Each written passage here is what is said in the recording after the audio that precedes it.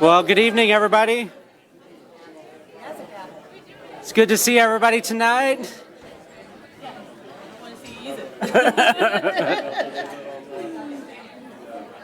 Yeah, the people in the background. We can't hear you. Hello.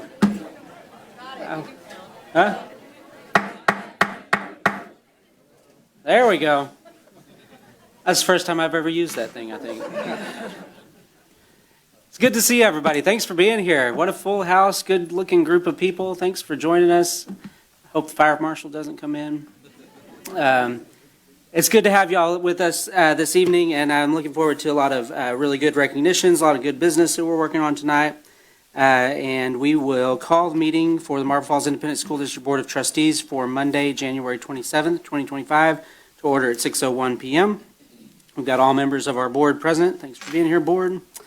And to kick us off, I'd like to invite Pastor Harold Vanacek from St. Peter's Lutheran Church up to the podium here. Any words of wisdom, kick us off with an invocation, and then we'll follow that with the pledges by Ms. McCary, vision statement by Mr. Boshears, and then we'll jump into business. Very good.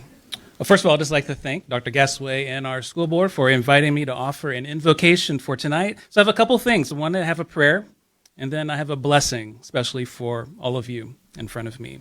So our prayer. Great teacher, coach, and creator, join us in conversation and discernment and in giving gratitude this evening. Inspire our school board as they guide our school district in inspiring students and teachers. And thank you for all who have responded to the call to nurture the education of our children and families. Give them wisdom and courage to be bold in loving every child. And give our school board the words and gracious presence for when they talk with residents across our community, and as they lead us in a vision for a future of learning that spreads hope and compassion from the Highland Lakes to all the world. Amen. And a word of blessing for our school board. I came across this week from somebody I really love reading, Diana Butler Blass. She passed on this blessing that has spoken to me this week. And the blessing is this: the world now is too dangerous and too beautiful for anything but love. So may your eyes be so blessed you see God in everyone. Your ears so you hear the cry of the poor. May your hands be so blessed that everything you touch is a sacrament. Your lips so you speak nothing but the truth with love. May your feet be so blessed you run to those who need you. And may your heart be so opened, so set on fire, that your love changes everything. Thank you. If you'll join me for the pledge, and just a reminder, there is no comma under one nation. It is one nation under God. It's one center. Okay? Let's do it right, people. I pledge allegiance to the flag of the United States of America and to the republic for which it stands, one nation under God, indivisible, with liberty and justice for all. Honor the Texas flag. I pledge allegiance to thee, Texas, one state under God, one and indivisible.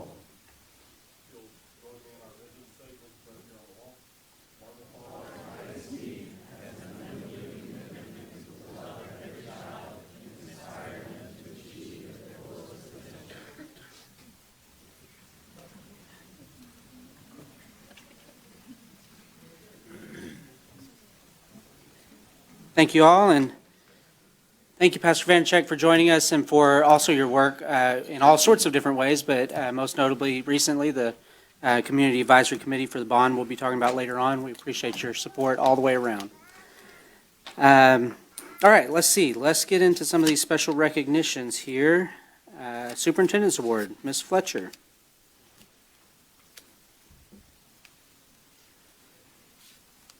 Nice packed house to have some recognitions with.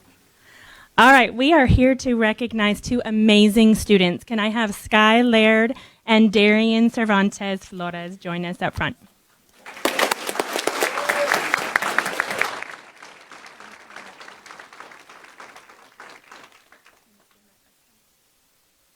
And y'all can face the board and the audience that's here to join you. We're going to start with Sky. It is an honor to let you know a little bit about Sky. Sky is a shining example with all of the positive ways she leads and exemplifies our 212-degree motto.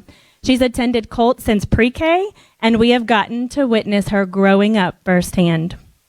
These are some things your teachers say. Mr. Cole says Sky has created an atmosphere of cooperation, kindness, and respect, not just in the classroom, but throughout the entire school community. Her influence has undoubtedly left a lasting impression. Coach Myers says Sky is so brave, respectful, compassionate, energetic, and motivated to be the best that she can be. She's a wonderful role model for her peers and is always striving to do the right thing with the utmost of integrity. Miss Dalton says her positivity is contagious and her genuine curiosity about life inspires those around her to see the world through a lens of wonder and possibility. Miss Slate says she's also one of the most resilient students I've had in my history of teaching. She is able to overcome challenges and put forth effort even when tasks and circumstances are difficult. And Nurse Heather says Sky walks the walk.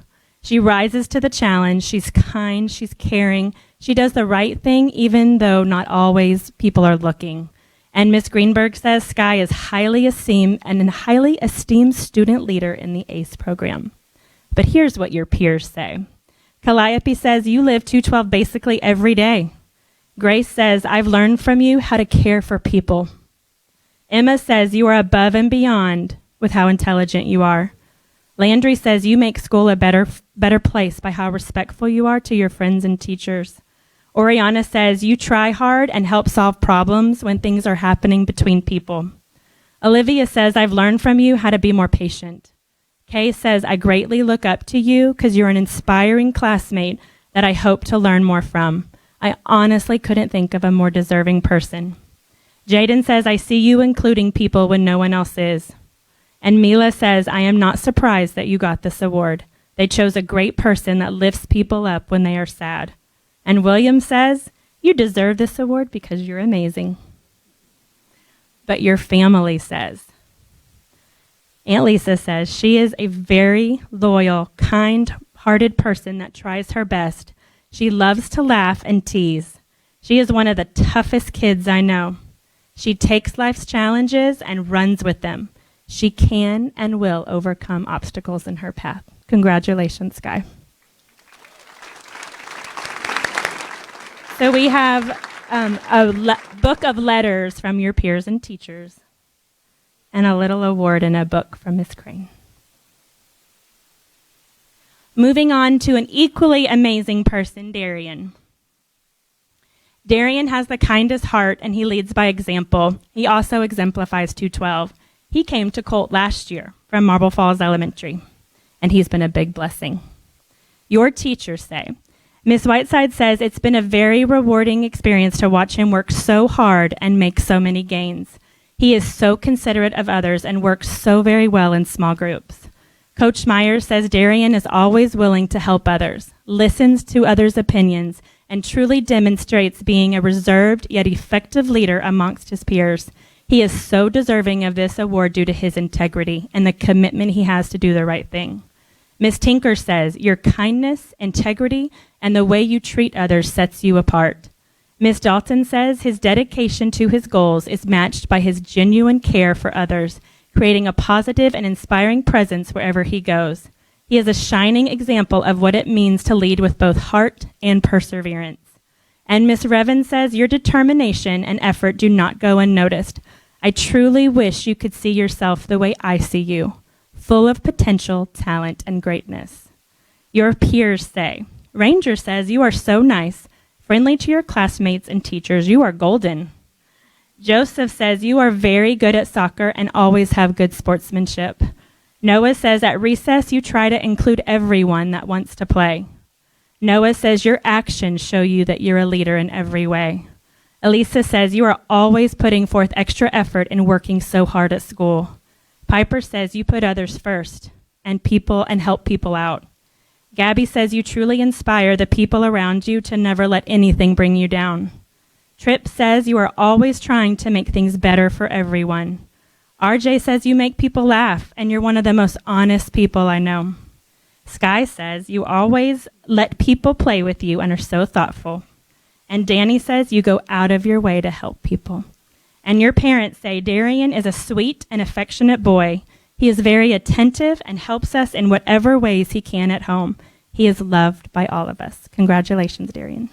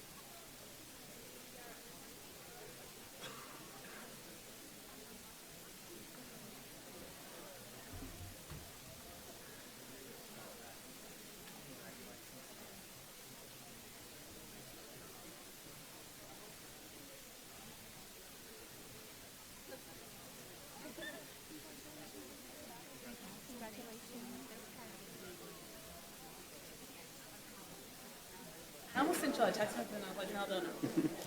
Very good. So let's see, before we move on from there, Sky's family and supporters, will you all stand up and give us a wave?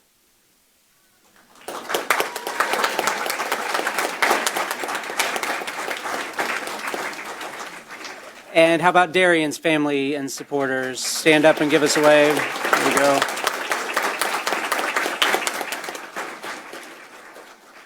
Thank you all for being here, and congratulations, y'all. Thanks for the good work. Keep representing us well. Okay, 6B is Going the Extra Mile Award. Ms. Henson.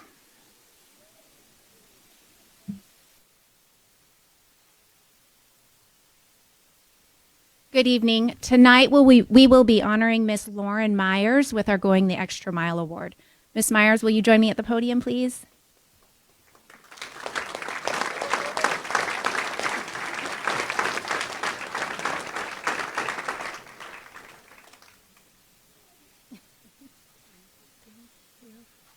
Miss Myers is the PE teacher at Colt, and she joined Marble Falls in 2017, and this is her 7th year of teaching.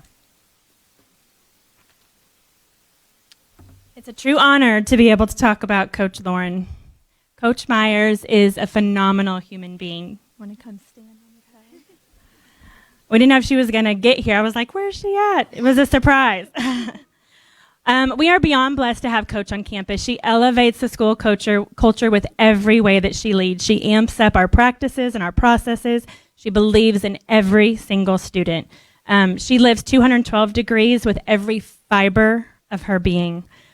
She's a PE coach to 100 littles, colleague to 100, bucket filler for countless adults and kids, creator of class captains, director of Slime Day, ruler of Field Day, Gaga Pit and Playground Behavior Plan Creator and Enforcer, Spread the Joy Connoisseur, Hill Duty Extraordinaire, Connector, Lunch Hero, DJ, and the list could go on and on. These are a few words from your colleagues.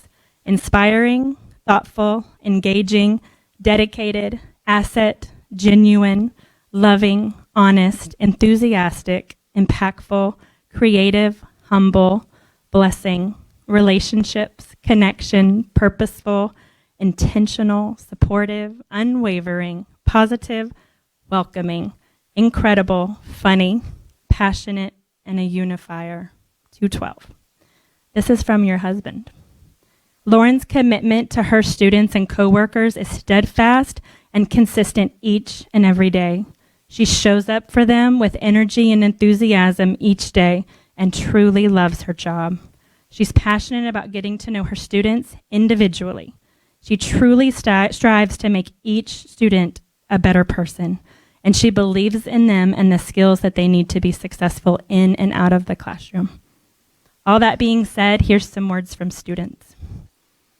Jaden said, "You are one of the best teachers the school has ever had.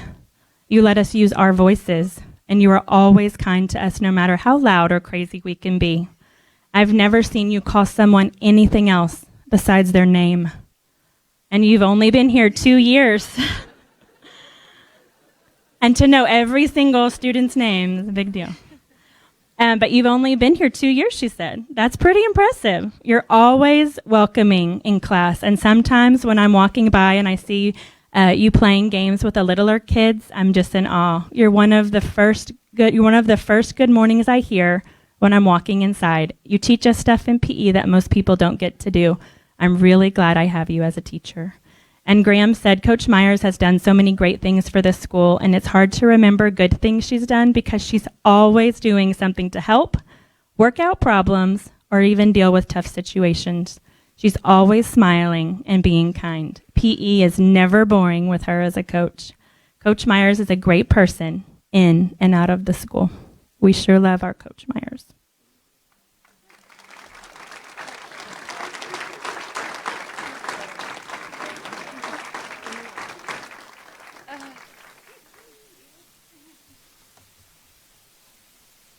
And a book of letters so you can read.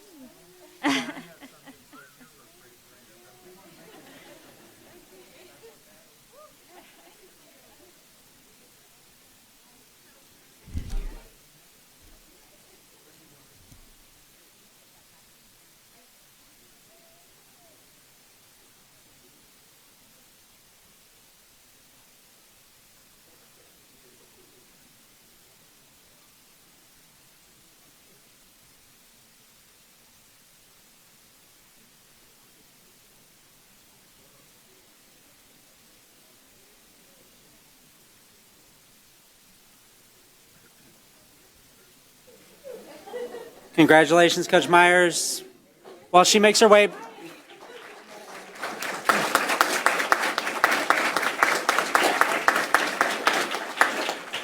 I think Coach Myers has some family and supporters back there as well. Will y'all stand up and give us a wave? There you go.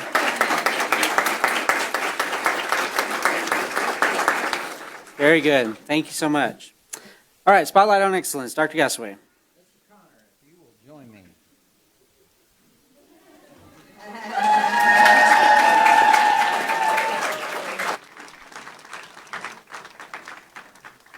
We're going to start with a video and then I'll add a couple of commentary things.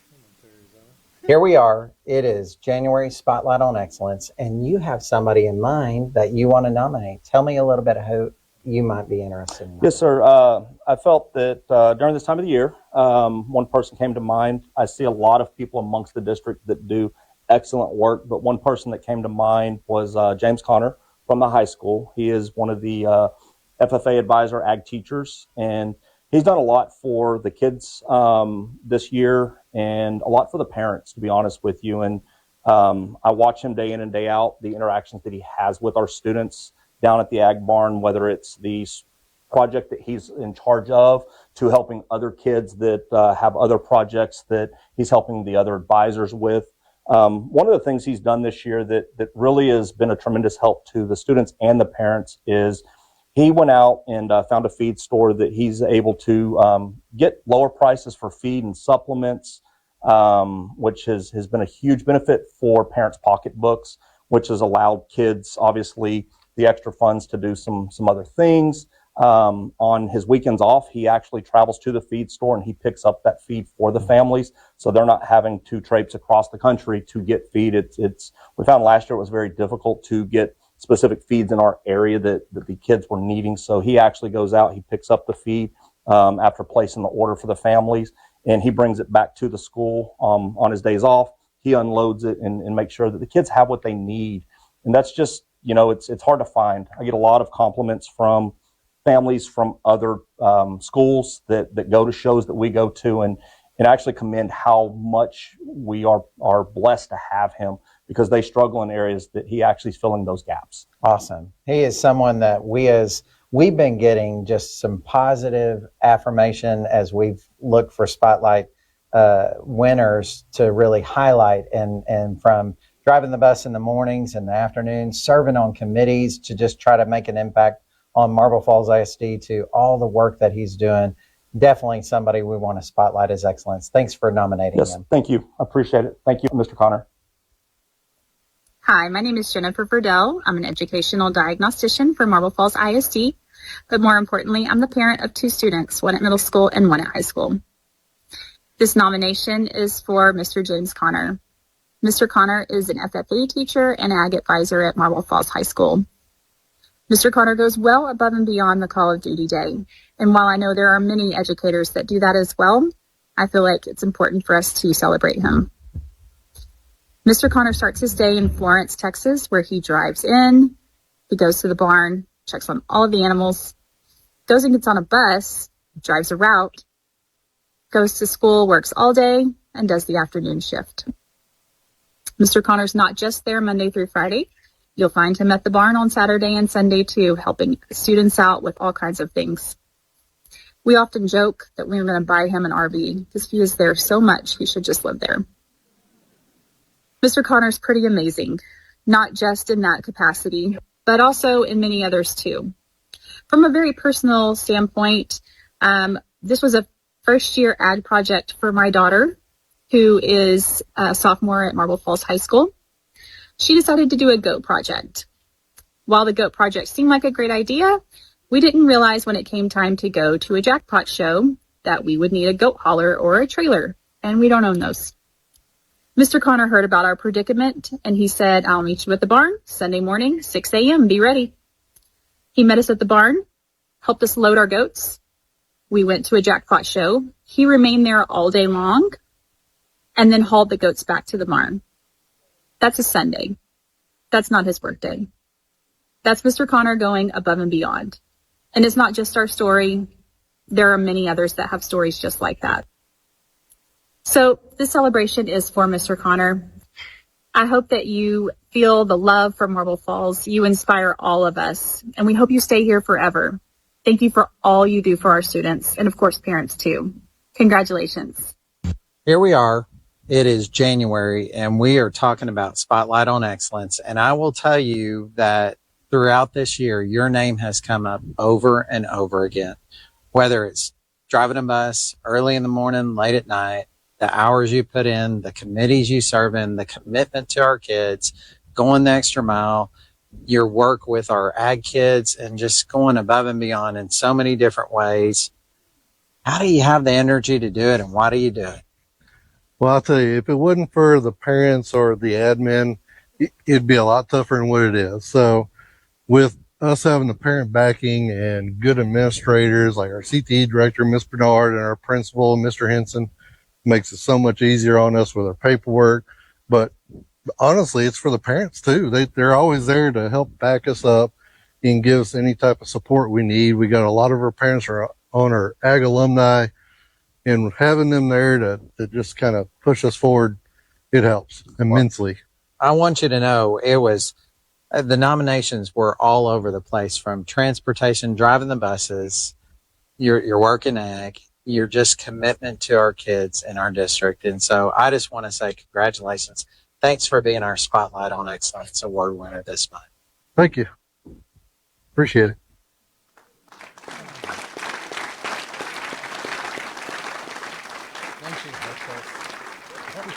Yes, I do. Y'all, I will tell you, in all seriousness, we've been getting just great stories of Mr. Connor, and we've been just knowing at some point we were going to get to pull the trigger, and this was a fun month. And so thank you for all you do to love on our kids, from early in the morning checking on the animals, to driving our buses, to going the extra mile. And I will tell you, we have some people. I'll let you. He's got some supporters in the audience. that he needs to see. Supporters, let us hear it.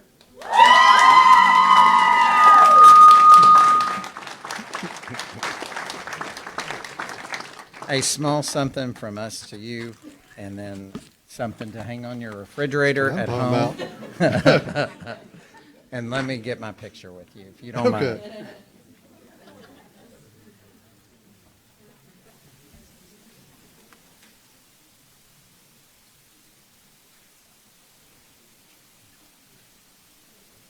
Congratulations, Mr. Connors. Anything you'd like to add?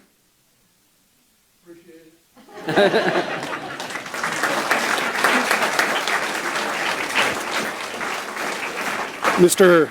Nauman, if I might. Yep. I think that just shows how humble Mr. Connor is and all this. We heard from my wife, from Sergeant Boucher, but it's the amount of time and effort that he's put into all those kids up there, and driving a bus, the FFA and all the ag kids and everybody in between. The amount of students' lives that he's touching in our district is amazing. And so thank you, Mr. Connor, for all the work you're doing for us.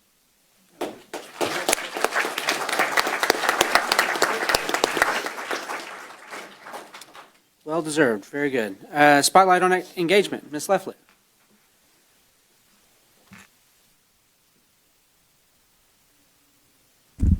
Good evening. Tonight we're here to recognize for Spotlight on Engagement an experienced, exceptional teacher whose students are showing incredible growth. Her students were in the top 3 elementary classrooms district-wide who showed the most growth. The last round we had some assessments. Her classroom is one of the most engaging classrooms in the district, and people want to come and see what's happening in there to learn from her. She has served in our district in multiple capacities. The most recent, she serves as a 5th grade teacher at Highland Lakes Elementary. Please welcome the January Spotlight on Engagement, Nancy Estrada.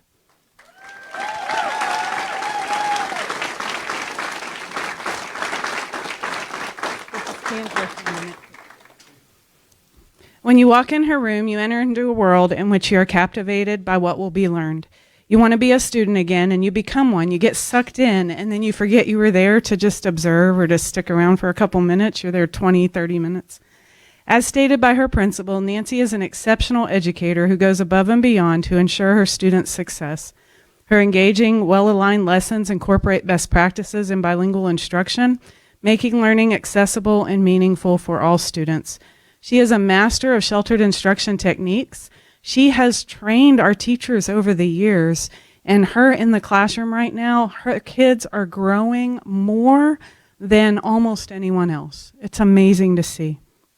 Her belief in her student abilities inspire them to achieve goals they didn't even know were possible. Beyond the classroom, Nancy's initiative to start before and after school programs demonstrates her unwavering commitment to student growth. She's also a collaborative team player and serves as an outstanding mentor for new bilingual teachers, ensuring they feel supported and successful in their roles. Nancy's ability to create a positive collaborative classroom culture and her dedication to excellence makes her a true asset to Highland Lakes Elementary.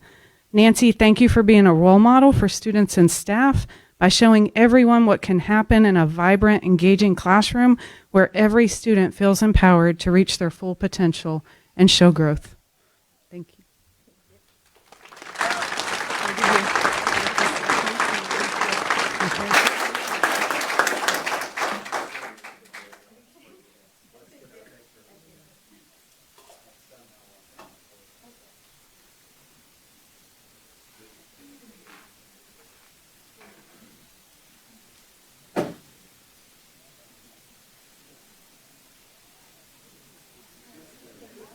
Congratulations, Ms. Estrada. Would you like to share anything with us? Thank you so much. I am so proud of working for the district. We're glad you're part of it.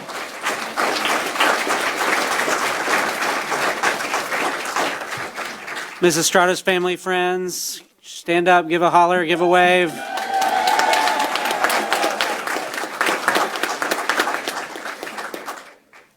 Very good. Okay, that gets us to item E as Texas Music Educators Association Invited Choir 2025. Mr. Gage.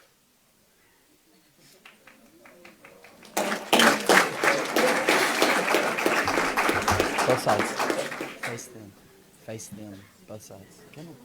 Come on. Not in front of me. So we would like to, I'd like to recognize this group of chorale members. There's 52 members here tonight. There's a process called the Texas Music Educators Association Invited Choir Process. It is a very competitive process in the state of Texas where you submit recordings, and they are gone through 3 rounds of blind auditions. It's through all classes, so there's not a division for 4A, there's not a division for 5A. It's everybody for yourself, and you're all competing against each other in those 3 rounds. In the last 10 years, they select 8 choirs a year to represent TMEA and across the state at our convention in February. In the last 10 years, 3 schools have not been 5A or 6A. And so it is very difficult for that process. You're looking at the 3rd place choir. We're the #1 choir in 4A, and we're the #1 choir in 5A, because there were only 2 6As ahead of us in this competition.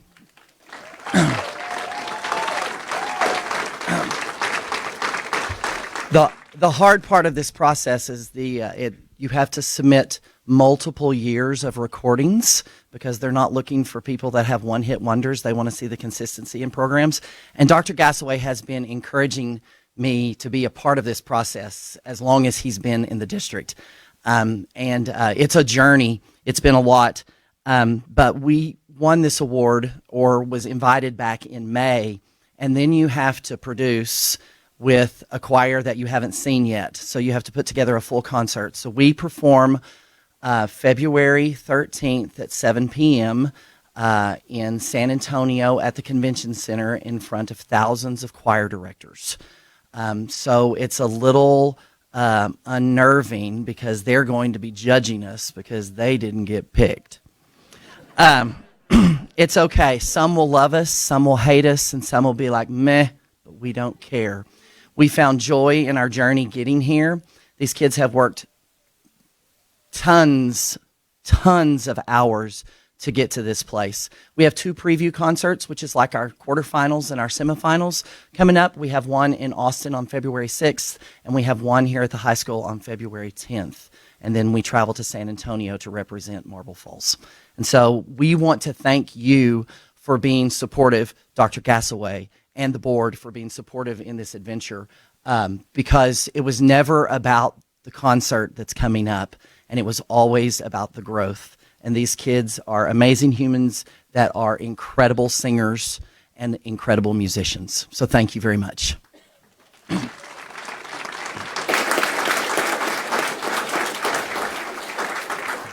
Will you take that microphone and just quickly introduce yourself, what grade you're in? Oh. I know there's a lot of you, but we want to know who you are.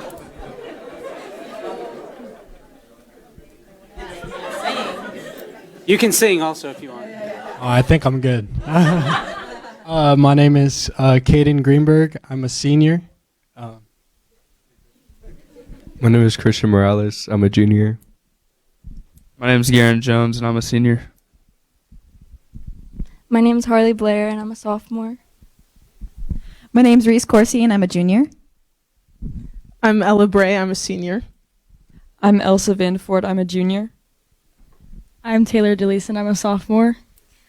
I'm Addison Craig, and I'm a sophomore. I'm Peyton Thomas, and I'm a sophomore. My name is Rayleigh Krim, and I'm a junior. My name is Madison Harris, and I'm a senior. I'm Sujin Pope, and I'm a senior. I'm Jane, and I'm a sophomore. I'm Kirsten Plumley, and I'm a senior. I'm Sophia Biagini, and I'm a senior. I'm Jade Maynard, and I'm a senior. I'm Jimena Mesa, and I'm a senior. I'm Emily Berry, and I'm a junior. I'm Evelyn Cortez, and I'm a senior. I'm Jaylee Saugabill, and I'm a sophomore. I'm Amy Banda, and I'm a sophomore. I'm Keely Holterness, and I'm a junior. I'm Addison Doherty, and I'm a sophomore. My name's Annalie Flores, and I'm a senior. I'm Branson Bunting, and I'm a sophomore. I'm Madison Coupland, and I'm a sophomore. I'm Haley Flores, and I'm a senior. I'm Addie Muma. I'm a sophomore. I'm Brooke Necesta. I'm a sophomore. I'm Nina Garcia, and I'm a sophomore. I'm Ines Ruiz, and I'm a sophomore. I'm Hudson Brantley, and I'm a sophomore. I'm Faith Clausen, and I'm a senior. My name is Titus Willie, and I'm a senior. I'm Jaden Marquardt, and I'm a senior. I'm Matthew Ozuna, and I'm a senior. I'm Cameron Newell, and I'm a sophomore. I'm Anthony Griffin, and I'm a sophomore. I'm Hunter Holder, I'm a junior. I'm Luis Falcon, I'm a senior. I'm Rafael Garcia, I'm a junior. I'm Rockford Solar, I'm a sophomore. I'm Dash Ron Sims, and I'm a sophomore. I'm Noe Gonzalez, I'm a junior. I'm Jenny Lynn Gage, I'm a sophomore. I'm Lindsay Nair, I'm a senior. I'm Milena Rojas, and I'm a senior. I'm Ashton Johnston, I'm a junior. Awesome. Very good. Thank y'all for being here. Congratulations.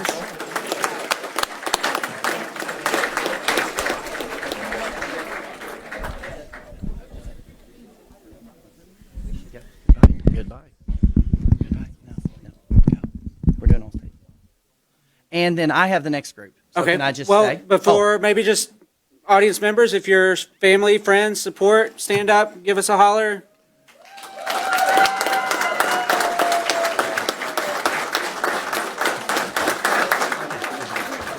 Very good. Congratulations. Good. If the All-Staters will stay. Okay, so next one is, let's see, TMEA Small School All-State Mixed Choir. Mr. Yes. Gage. I explained this process to you all last year, but it is a competitive process where students go head-to-head against each other in a small school setting, 4A and below. And there are a total of 112 spots in the state of Texas for that. In our area, there are 16 spots in which they can go.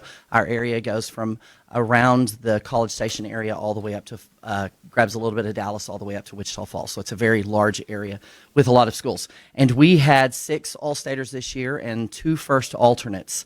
The first alternates were within hundreds of points of having those spots, but out of the 16 spots, we're taking 6 of those this year. There's only one school in small school in the state of Texas that has more All-Staters in that choir than us.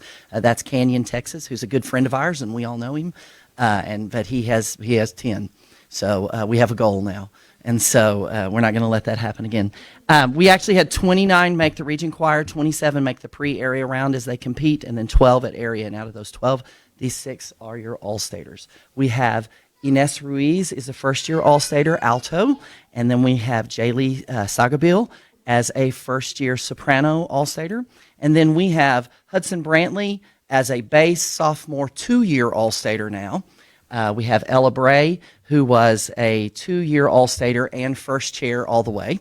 And then we have Jade Maynard, who was a 2-year All-Stater and first chair all the way. And then we have Hunter Holder, who is a 2-year All-Stater and a first chair. And so these kids represented us well. They'll be in San Antonio with us for the TMEA process, but they have a whole nother ball game that they're doing where they'll be part of a concert on Saturday with 112 of the best singers in the state. So thank you all very much for supporting us in this process.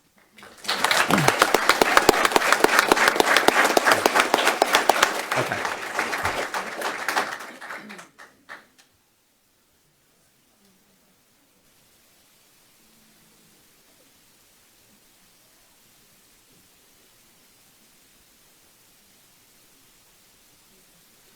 Family, friends, all-state choir people, stand up and give us a holler, wave. There we go. Congratulations, y'all. Keep up the good work. Please, yeah. Awesome, very good. Go ahead, one. Sorry. This is Clark Stanley. I'm terrible at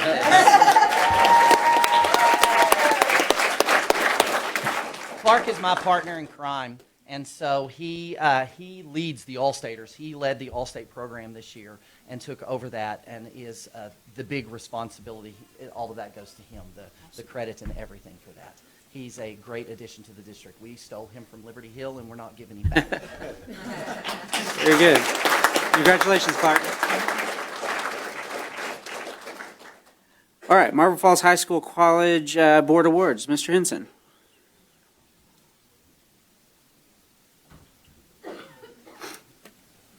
Good evening. Is James Conner still here? He probably already went back to the barn. I hope you noticed that. I want to say a quick thing about him real quick. What did he do? The first thing he did was deflect to other people.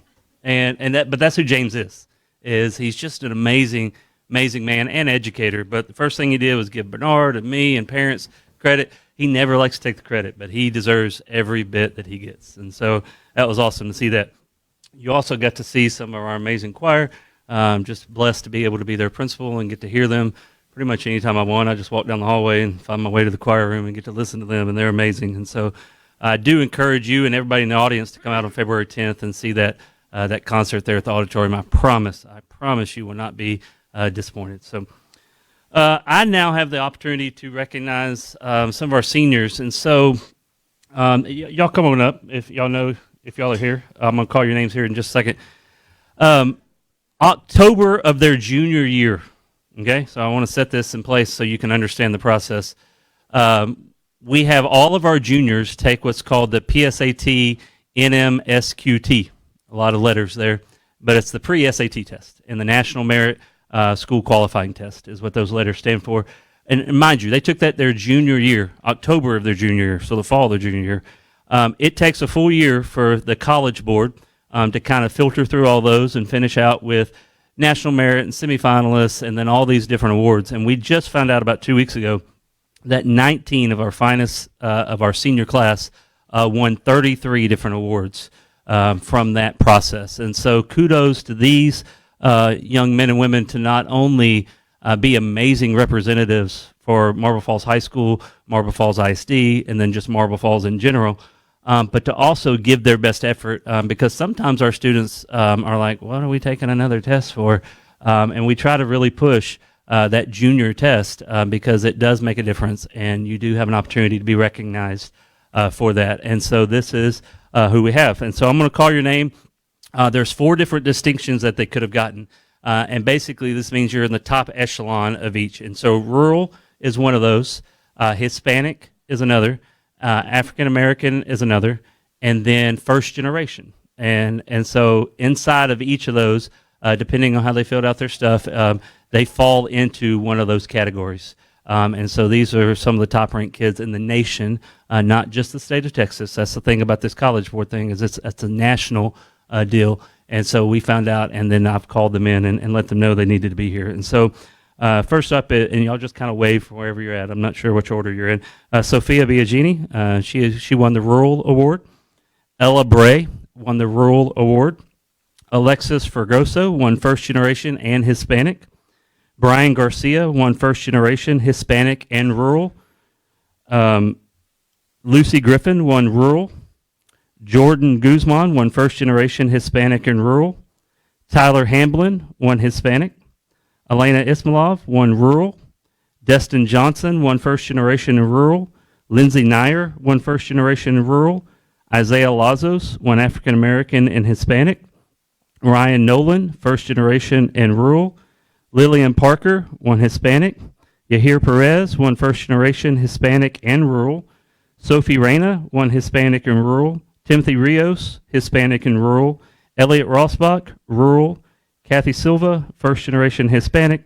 And then Henry Vanacek won Rural. So once again, 19 students won 33 different awards from the National College Board recognition. And so wanted to make sure they got a little FaceTime with y'all, and y'all get to see some of the finest students that we have from our senior class, again, based on a test that they took early in their junior year. And so we look forward to the things that they accomplish, and they'll continue to represent us well. And so this is our award winners.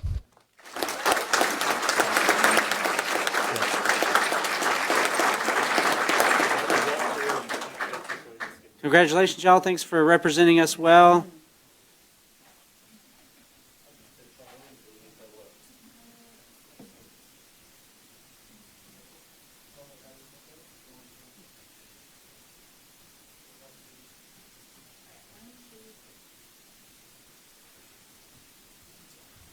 Family, friends, supporters, will you all stand up and give us a wave?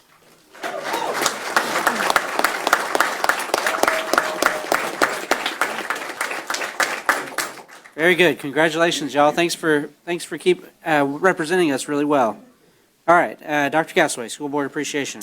Quickly. So the month of January is School Board Appreciation Month, and we are blessed to have a great school board. Just as a reminder to those of y'all who are in the audience, if you didn't know this, the school board is an unpaid position. You get voted into 3-year terms, and you are serving your time to just with the vision of our district as a driving force. And so I'm going to turn it over. I think Susie is going to say a few words on behalf of our campus principals. This year's theme is Leadership for Tomorrow's Texas. And so with that, Miss Susie.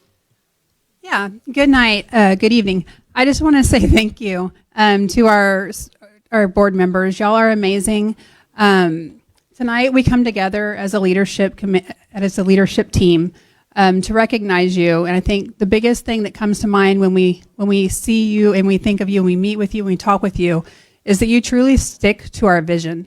And you stick to the unyielding commitment to love every single child and inspire them to achieve their fullest potential.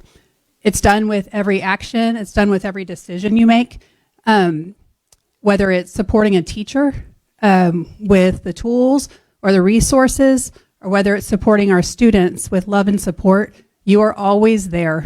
And so we just want to say thank you. We wanted to think of something that was a little bit symbolic of all of your work, so we got a little creative. And just like our stadium seats bring us all together at our games to cheer us on, your leadership brings us all together, whether it's our school, our families, our students, and you really do go the extra mile to bring us all together. So tonight we wanted to say thank you on behalf of us for all your dedication and sticking to our vision every single day. So thank you very much.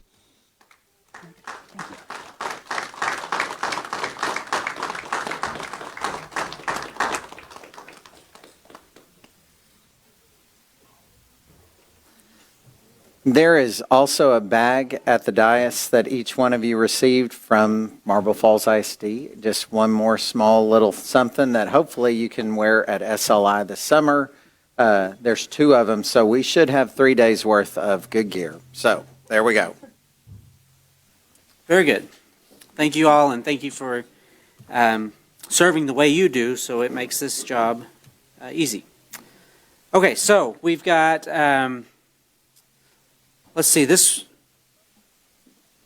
coach is always on me for a break. Let's take a 5-minute recess break.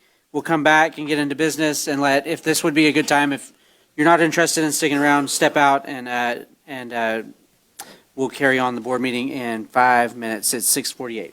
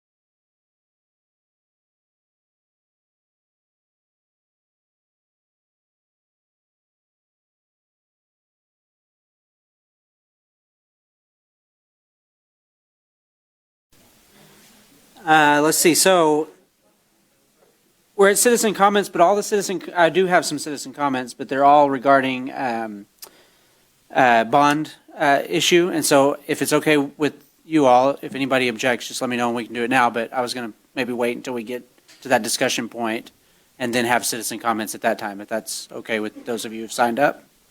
Anybody opposed to that idea? Okay. All right, so information items, general fund summary, expenditure report, quarterly investment report, special awareness dates. Dr. Gasaway, anything to add to any of those? We've got one special awareness date, and that is January 6th is Sam Rayburn Day in memory of the great Texan and American statesman Sam Rayburn. And so January 6th, Sam Rayburn Day. God Very bless good. us all. God bless Texas. Yes, sir. All right. We're going to come back around to public hearing also so that the mayor can get on with his life. We're going to get to presentation, discussion items, possible action, City of Marble Falls wastewater treatment plant project. Mayor Rhodes and crew. Thank you so much. I kind of thought this was my life. Oh. And just for the record, my name is Dave Rhodes, and I'm a senior. I couldn't wait to say that. I had to have a segue somewhere, right? Now, thank you for giving us a little bit of moment. Usually it's the other way around. Dr. Gasaway's coming and presenting to the city council, and we really appreciate it and get an understanding of what we're doing. City of Marble Falls is engaging on probably what would be the largest municipal project we may ever do. And I think you'll see that here, but it affects everybody in the community. And we're here to engage stakeholders, and we consider you all to be very important stakeholders and community members, as well as an information base. And the more you understand and the more other folks understand what we're doing and why we're doing it, we think the better. We call it One Water. We've had stakeholder meetings over several years, and unsolicited, one of the do you mind if I pull this out of here? I go back and forth. One of the most consistent things we hear is water. What about water? We all know we're growing, and so we get the question, what about water? And our One Water plan addresses a lot of that. The population impacts right now, Marble Falls on the current trends is growing about 3 times the state average. I think you guys kind of see that as well. Droughts, impacts of droughts, those things we can't control, but yet they happen nonetheless. I like to joke and say before I moved here, I researched how much it rained in Marble Falls, and I was like, this is pretty cool. It rains twice as much as where I was coming from. And but they didn't tell me that it only does that once a year, and you get it all at once, which is really challenging. Infrastructure impacts. Marble Falls has an older part of town, and we're going in a new part of town. None of the infrastructure was put in place in the older part of town to accept the growth, but the wastewater plant was really what we want to focus here was built in 1953 and 1954. And it's down there by the park. A lot of people don't even know where it is. If you're in Johnson Park and you look around towards Huber, if you really know what you're looking at, it's there. But we're kind of tired of Band-Aiding it, duct taping it, baling wire, putting it together and keeping it running. This is an interesting statistic, and this is kind of the basis of One Water and the thinking behind it. If you look at the solid line there, that was the dry line, considered the dry line. Things of the west of the dry line had significantly less rain than east of the dry line. Well, if you look at the dotted line, over the last 20 years or so, that's where the dry line is now. That puts Marble Falls west of the dry line.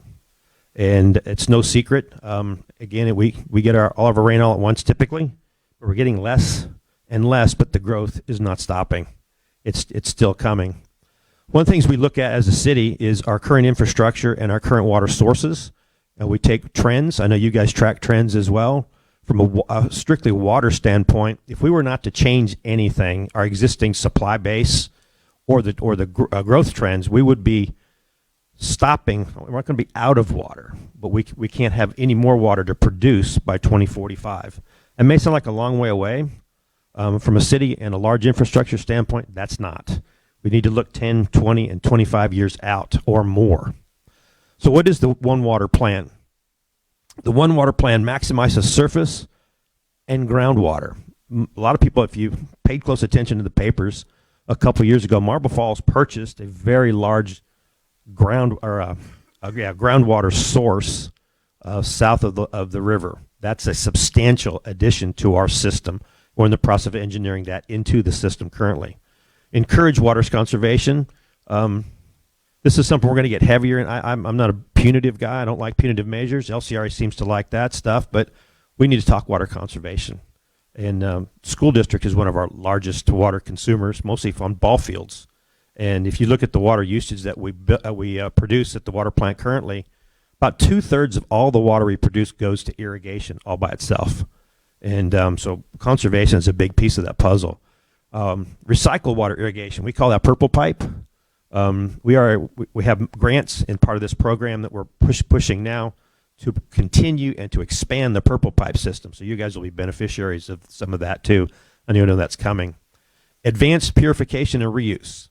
The rest of this presentation will focus a lot on that and what it can do and why it can do it and how beneficial it is. But at the end of the day, in numbers, if we implement the reuse system that we are implementing and putting together here, it will save approximately 306 billion gallons of water a year that we're not going to pull out of the lake, that we can use to grow.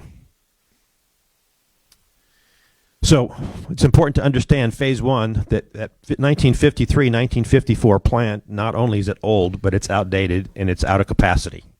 So for almost 5 years now, we've been in the process of engineering. Behind Walmart, basically, is we're going to put a 3 million gallon a day plant. That's twice the capacity that we have currently in new plants. We're also going to expand the purple pipe water system in parallel to that. So that will expand geographically in other areas. We're going to up the capacity, and the future phase behind that is the water purification system. So phase one is the plant and the purple pipe. Phase two is the advanced purification plant. That's a fancy way of saying we're going to take and we're going to recycle wastewater.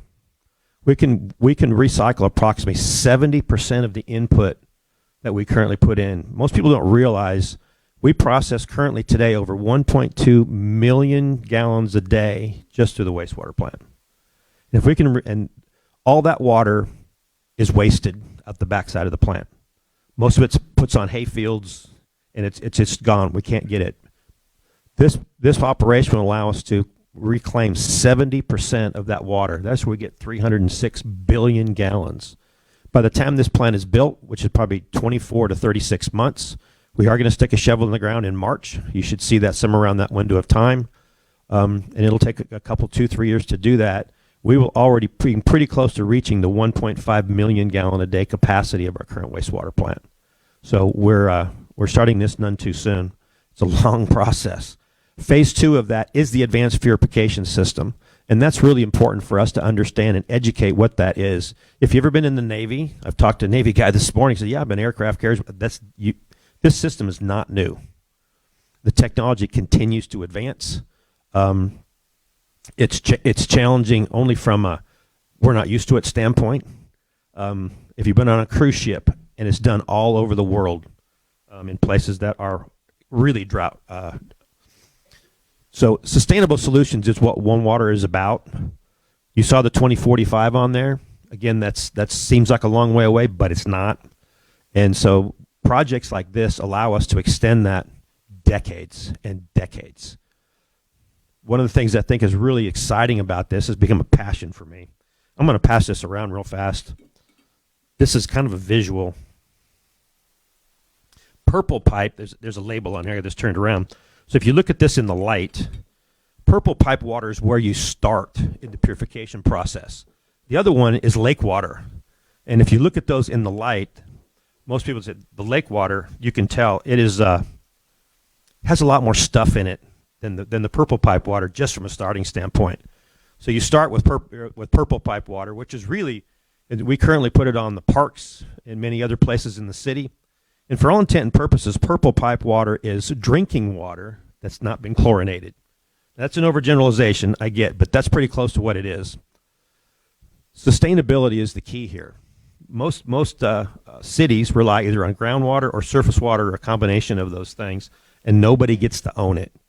We've asked and asked and asked about the aquifers, Edwards and otherwise, no one really knows how big they are. Where they start, where they end, how deep they are, how much water's in them, no one knows. So taking control of the situation. I like this slide. Not only is it a good visual, but if you see where it says LCRA limits. So the water that we currently take currently is controlled by LCRA. Not that they're bad folks, but they can turn that spigot off anytime they want. And that is challenging, and we're trying to take control of that. I won't go into a lot of this technology. I told you that this is not a new technology. There's a tremendous treatment operation in the purification process to get it to become drinking water. Technology allows us not only to understand what's in the wastewater even before it hits the plant, but when it comes out the back of the plant, more importantly. So if it doesn't meet standard, regardless of the reason, and there's even a technology that says this batch may have something in it, because you learn more about wastewater than you want to know. I don't want to be here and talk too much about that, but it's amusing at some level, right? We can get rid of it immediately. So the safety measures are all there, and it's exciting to see it and the advancement of this, because this technology is continued all over the world. Why is this important to Marble Falls? This is an almost $87 million project. Again, I told you up front, this is probably the biggest project maybe Marble Falls may ever do. And but it's very important to the city, and it's important to our community as well. But what's exciting about this, and I'll give a lot of kudos to our staff, engineers, and others, we have currently about $85 million in state and federal grants and low interest and zero interest loans already. Texas Water Development Board and the state of Texas, all the way to the governor's office, is extremely important, or excited about this, and see it as an important pilot project for the state, which I'm excited about that. They want to know that we're close enough, and we're far enough, and we're big enough, and they're helping us fund it, and the dollar amounts show that. What's important to know too, if we had time for a lot of questions, I get this: what about water rates, the cost? We saw this coming and recognized, and I hate paying for soft costs with bonds, engineering, and all those other kind of things. So the rates for these have been built into current city water rates for over 2 years. We've seen it coming. We've built them in. We phased it in. So it's not going to be a big surprise all of a sudden, boom, whap. So that's my presentation. I certainly will take any questions. It's important for us to understand what we're doing and why we're doing it. But if we don't do something, we'll all be we'll have a different conversation in the future. Questions, comments, board? Sir. Mayor, thank you for coming. That was very informative. One quick question. You talked about conservation. Is the city going to consider, like some other cities do, any type of incentives for homeowners or businesses, or maybe even the school district, for like zero-scaping their property? Everybody but the school district, yes, absolutely. Yeah, there are grants out there. LCRA has grant. I didn't even know this till we got started. LCRA offers grants for water conservation all the way up and all the way through. And yes, we have a little panel we're working mostly through the Parks Department at the moment that's bringing what we can do to incentivize those things.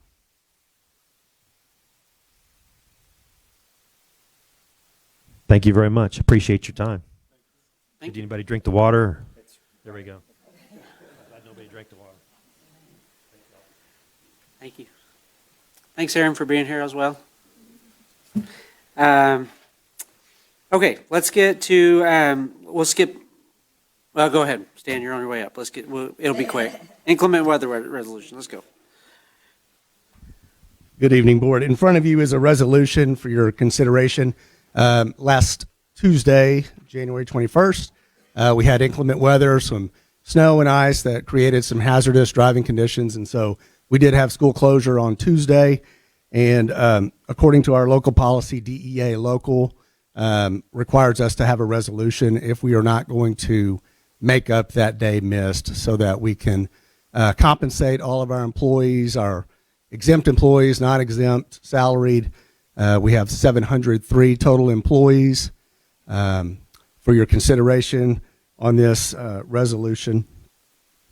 We also, several years back, I believe in 2022, we looked at DEA local and those of our staff that come into work on a day of closure, our maintenance staff, some custodians that are taking care of our facilities and making sure that it's safe for the next day. Those employees that come into work on those days get paid time and a half for those. And so that's already in place, covered through DEA local. This is just covering compensation for all Marble Falls ISD employees to not make that day up that was missed. And so at this time, I'll take any questions that you may have. All employees, cafeteria workers? Yes, sir. All 703 Okay. for 1 day missed. Questions, comments, motions? Motion by Mr. Boshiers. Second. Second by Mr. Verdell. Any discussion? All in favor say aye. Aye. Any opposed? Motion carries. Thank you so much.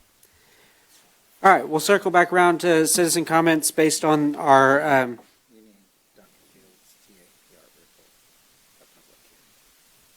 before. I'll come back around to TAPR report in just a little bit. Let's get into this bond stuff so that everybody else might be able to get back to their life as well. Okay, so Marble Falls ISD order calling for the school bond election, but then we'll kind of pause that one and get back to citizen comments here real fast. Just so those of you who have asked to speak know, we keep these to 3 minutes, and so I'll time them. When you get to about a minute, I'll give you a little signal, but try to keep it pretty close into that 3 minute time. And then this will allow us to also then go right into Dr. Gasway's presentation for the bond election, and then we'll be able to have some dialogue as the board afterwards. So just the first one that landed up here is Ms. Landstrom, Laura Landstrom.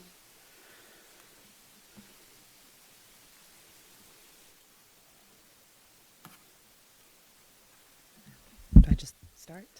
Okay, all right. Good evening, members of Marble Falls ISD School Board. My name is Laura Landstrom, and I'm the mother of a first grade student at Spicewood Elementary, a pre-K 3 student at Spicewood Elementary, and a 2-year-old future student at Spicewood Elementary. And I first want to give a heartfelt thank you to each of you for your dedication to our public schools. I'm proud to send my kids to public schools. I'm a product of all public schools, and I've spent 15 years working all in Title I public schools in Austin ISD, Athens, Georgia, Washington, D.C., as an elementary teacher and as an assistant principal. And my heart really is Title I public schools, and y'all are all doing the Lord's work, so thank you. But I'm here today to urge you to include the construction of a new wing for Spicewood Elementary in the upcoming bond package, and to prioritize its construction with groundbreaking beginning in the fall of 2025. This wing is what is equitable. As I mentioned, I worked in Title I schools in various parts of the country. All the schools I worked at had pre-K 3 and pre-K 4 classrooms with restrooms attached. So imagine my surprise when I arrived at the pre-K kinder roundup with my 3-year-old to find out she is to be escorted down the hall to a restroom that's shared with older students. I'm a proud native Texan, and I know we want our early childhood classrooms to follow best classroom practices like other classrooms across our nation. I was also told by a parent that the other 3 elementary schools in our district have pre-K restrooms inside their classrooms. So it's the board's job to ensure there's equity across the district. Safety issues aside, it is inequitable to students in my daughter's pre-K classroom that instructional aides have to use valuable classroom time that should be primarily devoted to educational and emotional learning, to escort students to the restroom. As a Title I campus, Spicewood serves a diverse population of students, many of whom come from economically disadvantaged backgrounds. Now, I know the school board is aware of the plethora of studies showing how our economically disadvantaged students are some of the most academically at risk, and how crowded academic environments compound this risk. But it's not a question of if Spicewood is growing, it is growing. And if it keeps growing at its current pace, we'll have outgrown the building by 2027. There were 251 students at Spicewood when my oldest entered kindergarten last year. Last I checked, there were 321 students currently enrolled. That's 70 more students in just a little over a year. They had to hire an additional first grade teacher at the beginning of the school year to fit the influx of students. They had to hire a additional pre-K4 teacher to fit the influx of students. Last year, the 3-year-old room had 13 children in it. There's 20 in my 3-year-old's class. So I've worked in schools that didn't get ahead of student growth, and I've seen firsthand the great challenges it can bring to students and staff. Therefore, I urge you to prioritize the construction of this new wing in the fall of 2025. I understand this is a significant financial undertaking. However, I believe that investing in our children is the most important investment we can make. By investing in this new wing, we're not just building classrooms, we're building a brighter future, not only for all the current students at Spicewood, but for the growing needs of our community for all the years to come. Thank you so much for your time.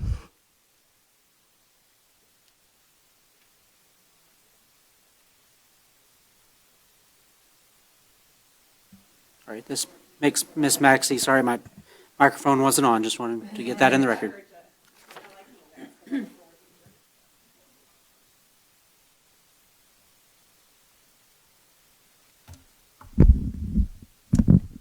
First, I want to express my gratitude to the board for the hours of dedication you put into serving our community. I'm Christine Maxey, a former educator and Marble Falls ISD parent. After my husband's time in the Army, we longed to make it back to Central Texas to raise our children. We sought out MFISD because of the faith and values embodied by this board. I read every single one of your bios online, and that's what sealed the deal before we moved here. As a member of the Community Action Committee this fall, I was further impressed by the board's incredible fiscal responsibility. The Community Action Committee stakeholders from across all campuses and the community at the last meeting voted on every bond item to ensure the package proposed represented community support. Tonight, I ask you to follow the will of the committee and vote to place all the proposed bond projects on the May 2025 ballot, especially the much-needed wing for Spicewood. Bonds do not raise property taxes.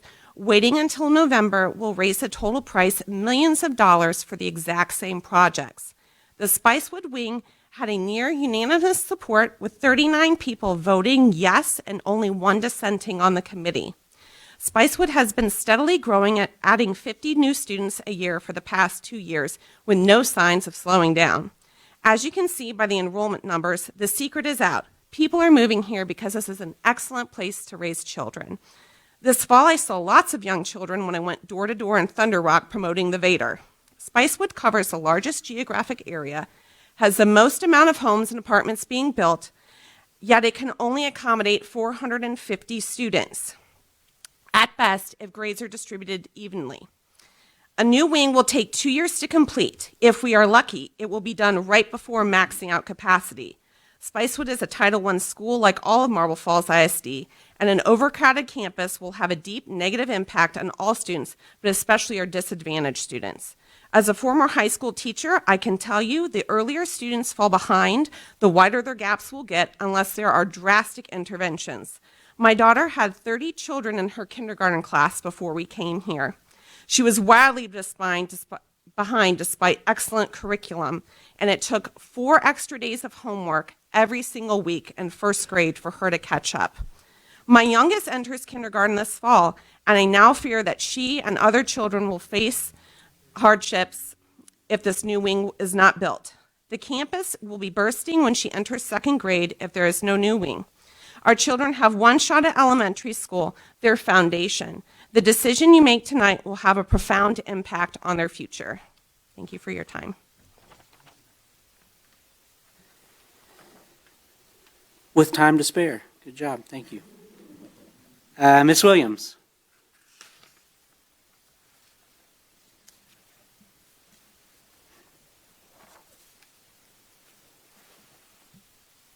Hello. So I'm a parent, and last year was our first year in the Marble Falls District. So first, I just want to say how impressed I am by everybody's community involvement. It's nice to see a lot of familiar faces out here because of just overlapping interests. So thank you for all you do. Several months ago, I was asked to be part of the Community Advisory Committee for the upcoming bond.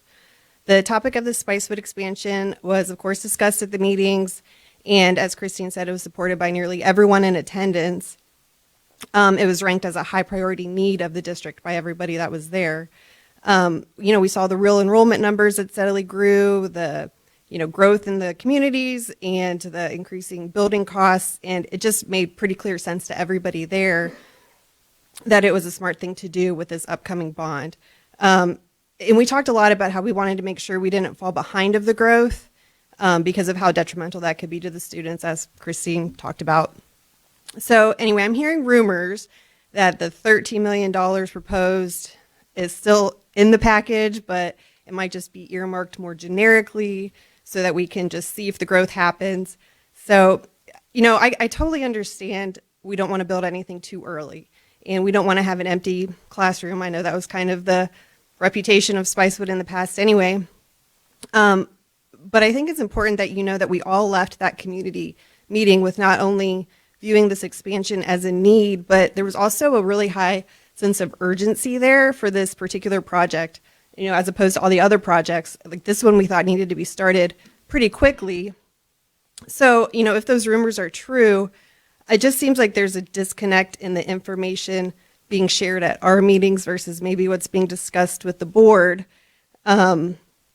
So, I just felt compelled to bring that up because I'm concerned that if we waited, it might put us in a situation where we don't have adequate space. So when I heard there seems to be sort of a wait and see if the growth happens approach, I just wanted to, say something. So if there is a clear plan in place from the board's perspective regarding the right time to build, I just think it would be really helpful if that was communicated to the people that took the time to discuss this in the community. So for example, at what point should we start the construction if the bond passes? I feel like the enrollment trends are there, but maybe there's different information that y'all are looking at. And just making sure we're talking about how do we make sure we don't get behind, how we make sure the costs stay reasonably in line with the $13 million if we're seeing all the building costs increasing nationwide. What's the plan for 2027 if the growth does happen? Are we okay with having waivers for larger classrooms and portables? I would presume the answer is no, but again, there just seems to be a disconnect in the information reviewed. So I just wanted to voice that importance of reviewing all of the data and building timelines so that we have a set plan in place. And so that's all I had. Thanks for your consideration. Thank you. Okay, Ms. Bertino.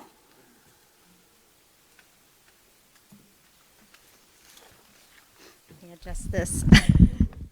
Just a little short. Good evening, school board members. My name is Mickey Bertino, and I am a kindergarten teacher at Spicewood Elementary. I'm here tonight to discuss the upcoming proposed bond. When this conversation began, there was talk about building an additional wing for pre-K at Spicewood. However, the idea was later questioned due to concerns about growth. But the reality is we are growing. New neighborhoods like Thunder Rock, Gregg Ranch, Spicewood Trails, Reese Landing Estates are being developed currently. Thomas Ranch has already started the infrastructure of the 2,200-acre master plan community.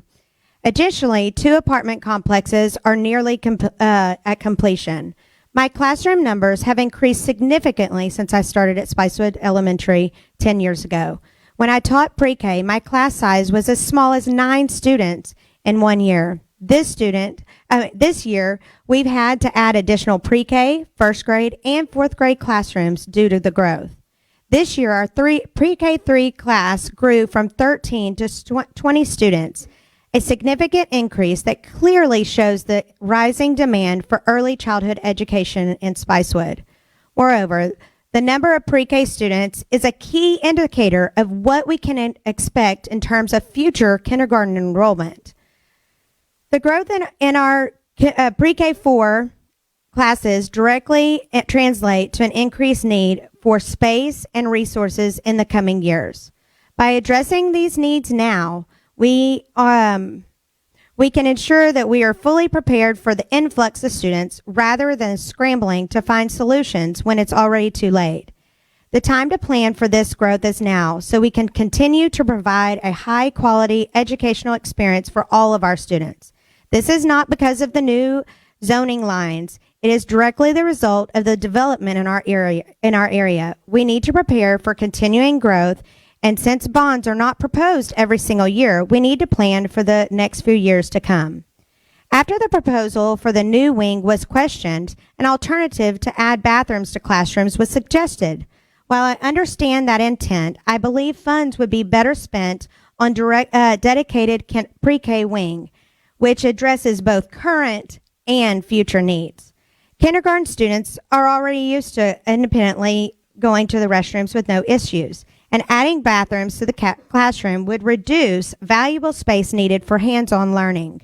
My students do not just sit in desks, they need room to explore, create, and grow. Redirecting resources toward building a pre-K wing would better position us to meet both immediate and long-term needs without sacrificing the crucial space needed to foster a dynamic, interactive learning environment. In closing, at times I feel Spicewood is overlooked because we are not in town, as we're forgotten. I would like to extend an invitation to all board members and all community members to visit our school, see the engaging learning environment we have built, and witness firsthand the growth of our students. The full magnitude of these challenges is better understood in person. Thank you for your time and attention, and I will always advocate for my students, and I hope that you will too. Please vote for Spicewood funds for the bond.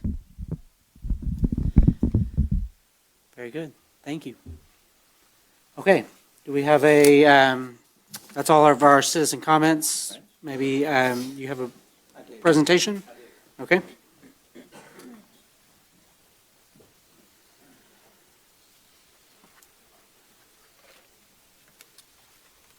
This presentation is a reminder of what is on the proposed bond that we're bringing forward tonight. And so real quickly, just to remind you, the committee met on 6 different occasions looking at the different information, coming up with projects, prioritizing the list, and then working to reach a consensus at that last meeting.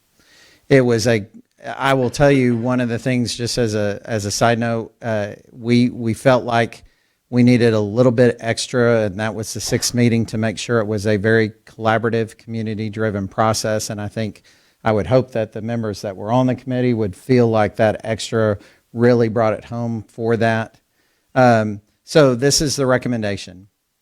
And what I will say is, what I'm about to share is actually a recommendation that has some additions. And so I'm going to explain that as we go.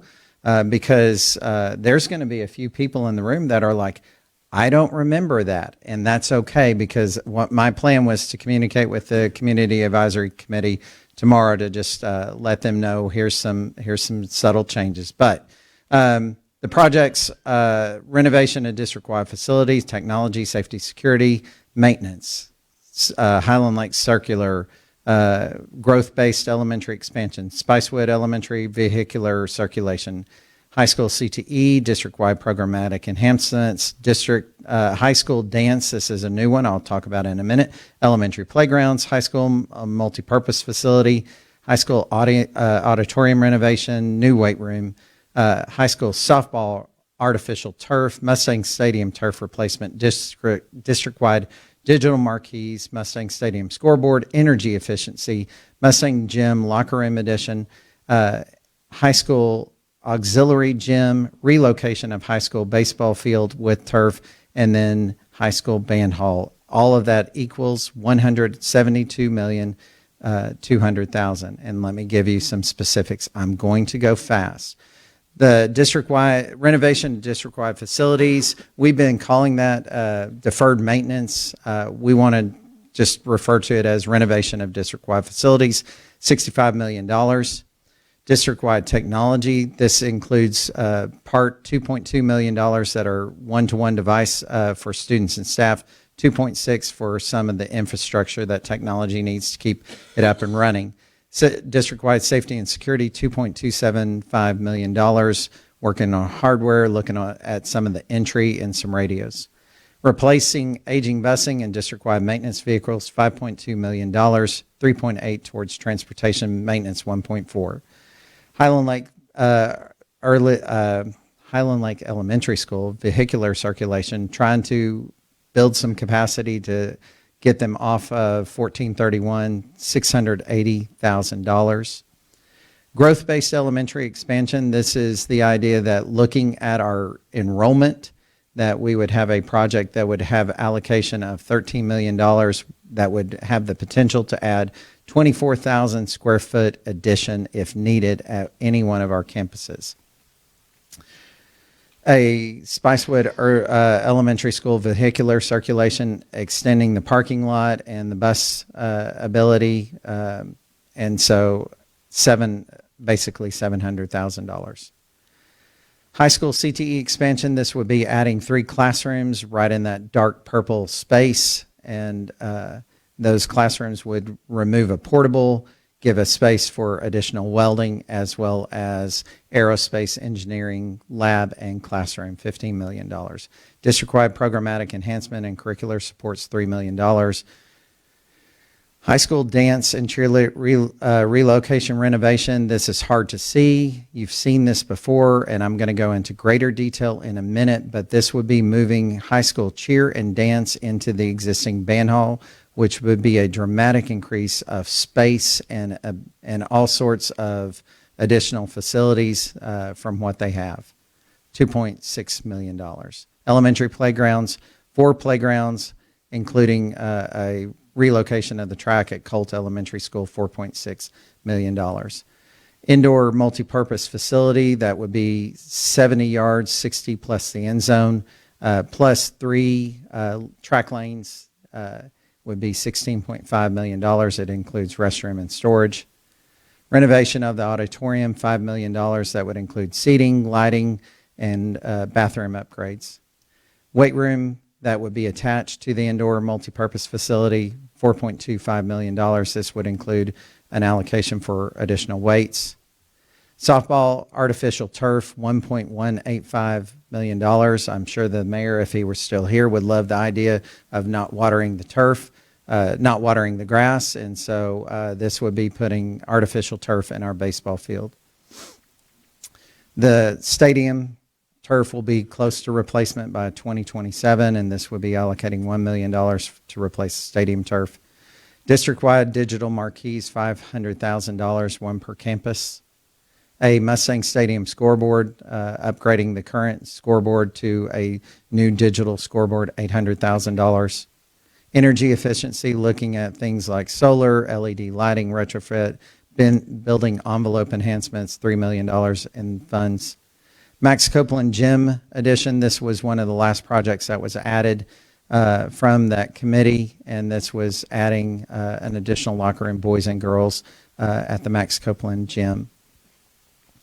New high school auxiliary gym. So this is where I'm going to stop for a minute, because the next couple of projects really go into an area that for the Community Advisory Committee, my plan was to send them an email either later tonight or tomorrow and just kind of give them a brief update on here's where things stand. This new auxiliary gym, a later slide will show that we are looking at moving the band hall into the small gym, increasing the square footage of the band hall, and that they would have it connected to the existing dance hall, which could be used as classroom space or as practice space. They would have access to the locker rooms that would be for band and the band use only, as well as the mezzanine for storage. It would increase the square footage significantly, but this would be losing a gym. And so as we were looking at some prices of various projects, whether a new band hall or anything, this was a unique idea where we would be one of the few indoor facilities that would have a gymnasium, that you could have basketball, volleyball, move straight into the artificial turf, move straight into the weight room, and have all of that in one small area. It's sitting on the existing baseball field. As just a reminder, it did not fit well anywhere else on campus unless you put it way out above the baseball field, somewhere in that area. And that was when you're dealing with a thunderstorm, lightning, bad weather, inclement weather, trying to get the kids as quick as we can to a facility. We felt like looking at an additional area would be a good idea. So that's 5.3. Relocation of high school baseball field with turf. This is $6.53 million. And so to build the multipurpose on the band baseball facility, it would be requiring us to move baseball. And so this would be moving the baseball field behind the stadium. It would be building it with a locker room, a office, bathrooms, concession stands, dugouts, batting cages, and stands, and a press box. It would be turfed, and it would be sitting right where our current retention pond is, and that we would move that retention pond to the northwest of the baseball field. 6.53.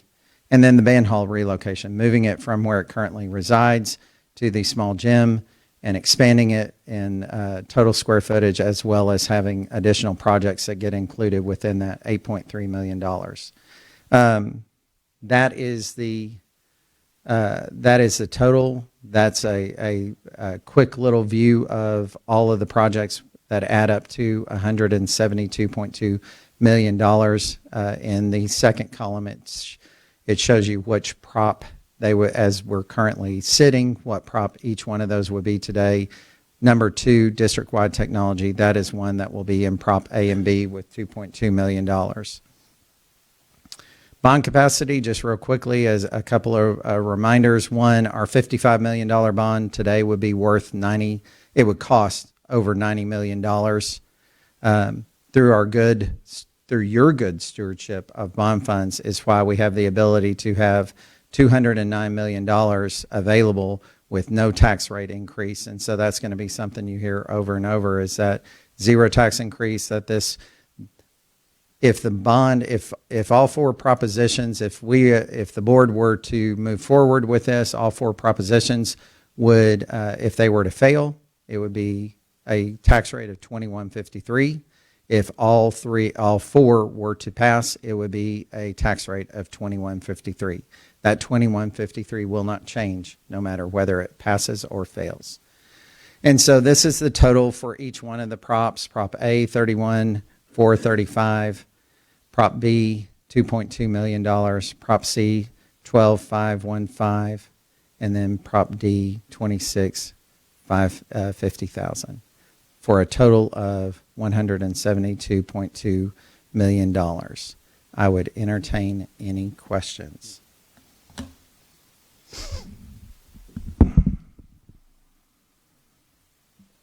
Questions, board?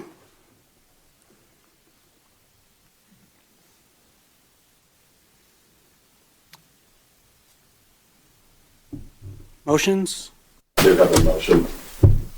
I'd like to move that we table this item and schedule an additional workshop where the board can have some additional conversations on this at a date and time that's convenient for everyone before the deadline to call for the election.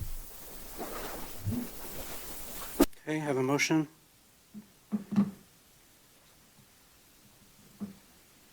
When is that deadline that we need to for the May election? The deadline would be, sorry. Sorry, I just. February 14th. Yes, sir. Have a motion. A second. Second by Mr. Bergman. Discussion. Sorry to go out of order. I just wanted to make sure we had enough time to right. do that. Go ahead. Did you have something else to add? No, that's fine. Other comments, discussion here? I guess my question would be, what is this going to accomplish? We've had 6 community input sessions. We've had 3 times the board's been together. What more data do we need? What more do we need to discuss? I just don't feel like we've had enough time to discuss it as the board, and I would like to get the best information that we have on growth at elementary campuses to determine if it's from redistricting or if it's from new families in the district. Like, we haven't seen that data. We haven't seen the data from our numbers at the school at the schools. We don't know what that's new families and what that's redistricting. Do we think have the that's- numbers of redistricting? We do have the numbers at Spicewood for redistricting, and what I can say is that there are 57 students that are from the redistricting. 31 of those students are located at Horseshoe Bay South and Castle Terrace. 13 of those students are at 2147 and 281, including Panther Hollow. 8 of those students are at Gateway Parkway. 5 of those students are East 2147 and County Road 404 for a total of 57. If we add those 57 to Colt Elementary, which is where they were zoned, and why we moved the zoning was, as a reminder, was trying to alleviate the pressure at Colt. That number would be 641. Colt's capacity is 650 students. One other just side note to give you a little bit additional data, and I am happy. I would love to make sure that whatever data you want and need, some of this is going to be hard. Figuring out what parents have moved into our district versus what parents are here, that's going to be a hard number. But what I can say is this. If you look at our number in April of 2022, when we were having the discussion of do we need to shift the boundaries, and we were having that discussion quite a bit, we were at under 1,900. We were at 1,891 of our total current attendance between Colt, Highland Lakes, Marble Falls, and Spicewood. Today, that number is almost 2,000. It's 19, as of the 17th, it is, no, as of the 24th, it is 19,999. And so one student away from 2,000. We have grown by almost 109 students over about a 2.5-year period. The majority of those are at Spicewood. Some of that is definitely from the rezoning. But as a reminder, we rezoned because Colt was about to be at capacity. And if we were to move those students back, we would be at capacity at Colt. What is our elementary student capacity district-wide? Our elementary capacity district-wide is 2,500. Colt Elementary is 650. Highland Lakes Elementary is 750, probably closer to 800 if we pushed it. Marble Falls is 650. Spicewood is at 450. The problem we have is the campus that can take the most kids, there is not a direct route to have our kids without driving by at least one other elementary school. If we were thinking that rezoning was an option to try to alleviate pressure at any one of our campuses, we would be potentially driving them by. You say 850 at Highland Lakes? 750, 750? but probably closer to 800. Isn't best practice for an elementary campus in the 600 range? I would be of the preference to not go above about 600. That's my personal preference. I've seen districts, and I'm sure that Stan and Yarda and others have seen districts that have gone all the way up to 1,000 kids. There's no magic bullet. It's kind of driven by what our community wants and expects. And so I think most of our schools have been around 600, between 500 to 600, with the exception of Spicewood. Spicewood has been, for years and years, the very low 200s. And so I definitely understand the need for data to make sure that we're making an informed decision. So just to be clear, we could handle 500 more elementary kids in our school district today with the current facilities that we have? Yes, ma'am. Okay. I have another question. How many elementary classrooms have waivers, size waivers? And this might be a Yarda question.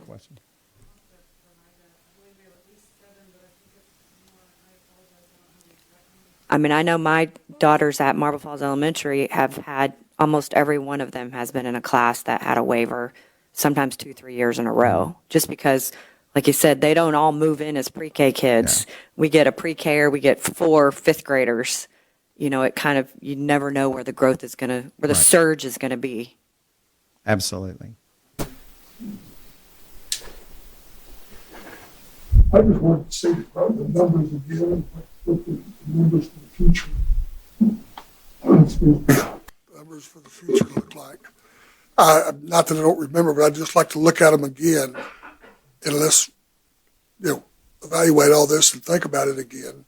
I don't know what about a log, meeting discuss. I'm not even saying there's any changes, but I would like for us to at least discuss it so we know, or I would know. Maybe I'm just a slow learner, but I'd like to know a little bit.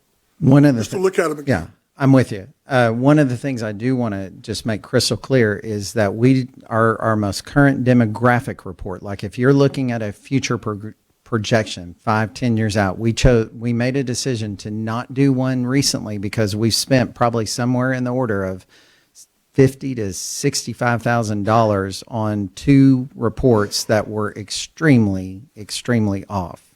And so we made the decision to not, before we started this process, to get an additional one because it's been a waste of money, the last 2 that we've done. And so I don't have one that's going to be like one of the demographers that has it. It's going to be us just looking at our data. Is that what you're wanting? Yeah. Okay. Okay. We talked about it before. We had the numbers before. I just wanted to go back and. You're wanting projected growth numbers? Yeah. I just wanted to look So at you it. want a demographic study? You want us to pay for a demographic No, I do study? not want us to make another study. I just wanted to look at what we Where are we going to find them? Where do you find future projected numbers other than a demographic study? Well, somebody's projecting the study. Somebody's projecting numbers. All you have is trend data. All we have is what we've seen already. I don't think there's any other numbers to be able to provide. I think I just heard the mayor say, what, the city limits of Marble Falls is supposed to double by 2040? Did I imagine that? Did everybody else hear that? I mean, I don't know where they get their numbers. They had a study that the little small print said estimating 6% growth for the next. The other thing that's been the hardest thing, and this goes back to our 2016 demographic study as well as our 2022 demographic study. There's a multiplier that they try to do a best guess as far as what is going to be our growth. We can pull out the 2022 demographic study. It's actually on the website. We can look at that. It was wrong then, and it will be hard to extrapolate. Like, is it going to be, like, could we somehow use that as a guidepost to make that decision? I don't know if we can or can't, but it's I can provide that. It's out there. Well, they made a mistake since 1982, I know. They projected all kinds of stuff since 1982, so those numbers have been wrong. You know. But it's going to help clear it up this time.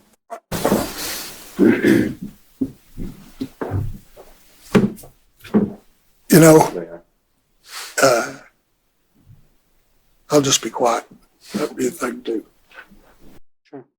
But I just think there's value in having some additional conversation on it in a setting where we're not trying to take care of other business. And I mean, that number that's the number for redistricting. I first heard that tonight. And I think if we can get some data like that sent out and best guess on how many of it is new families in the district, we're talking $172 million of taxpayer money. And I know we're not raising the tax rate at all, but I just want to make a good informed decision on it and have a time to take a look at that, have a time to have some conversations. And I think that's what Coach is saying. Also, I'm not going to speak for you, sir, but I feel like we had a discussion a week ago that when we left that discussion, we said, if there's additional data that's needed, get it to Dr. Gasaway. I just don't, I guess if we're going to do something like this, I would like to know exactly what data is needed so that we can be very clear with our direction to the administration of what we want to see. Notes. Yarda, are you taking? Okay. for me, that's what I would like. What? Number for redistricting, best guess on new families.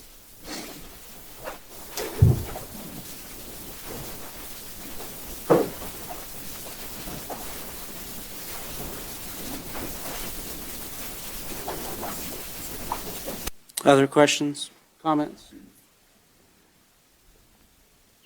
I would just say, I mean, I feel like I'm ready to move on and be beyond this, but I also value consensus greatly, so if we can schedule something fairly soon so we can all get this done, I value that consensus for us all. So I can give up a couple more hours of family time to get this knocked out. We want to do it right. I'll be voting against this, just for the record, because I feel like we've beat the dead horse as long as we can. I've got the information. I'm ready to move forward. Anybody else? Questions, comments? All in favor, say aye. Aye. All opposed? I'm opposed.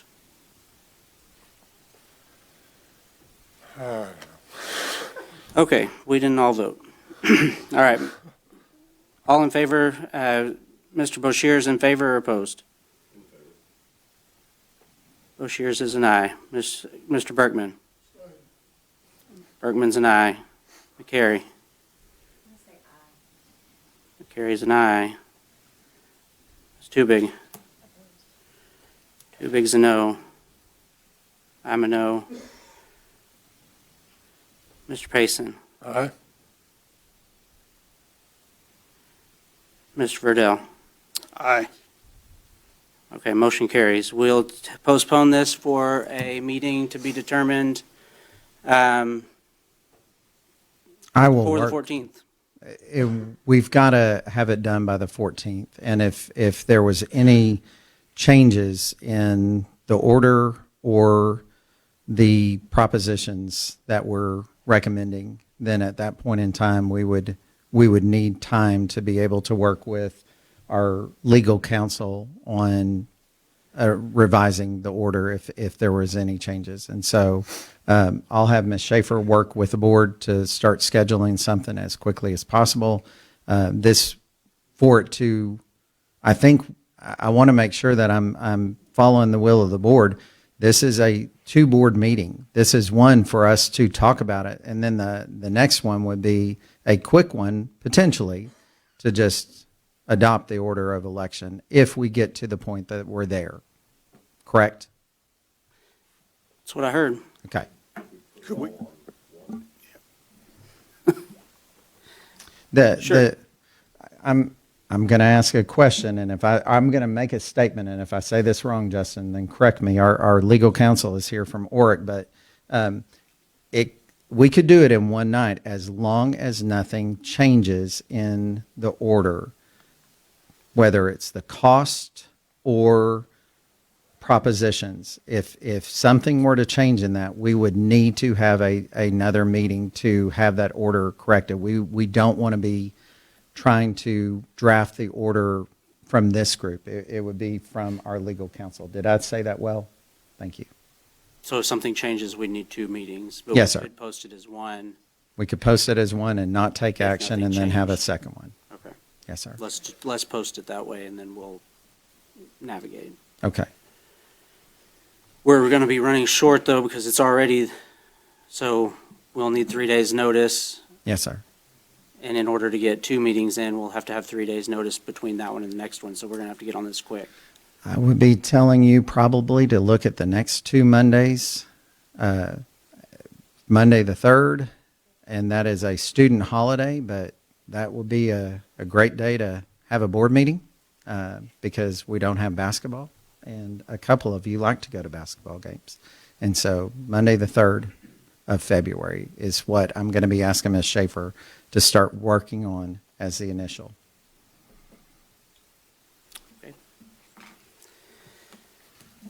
All right, let's circle back around to the TAPR report. Dr. Fields. This is a public hearing. We'll open the public hearing 7:51 p.m. Good evening. I appreciate your time this evening to announce the release of the TAPR, or Texas Academic Performance Report. And I'll jump right into that. This report is a great source of information. However, it can be somewhat dated.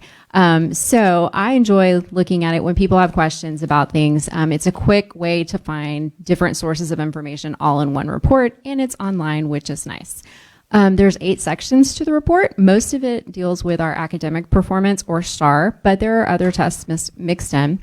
There's PEAMS financial information, which is nice to be able to compare our district and our campuses to the state.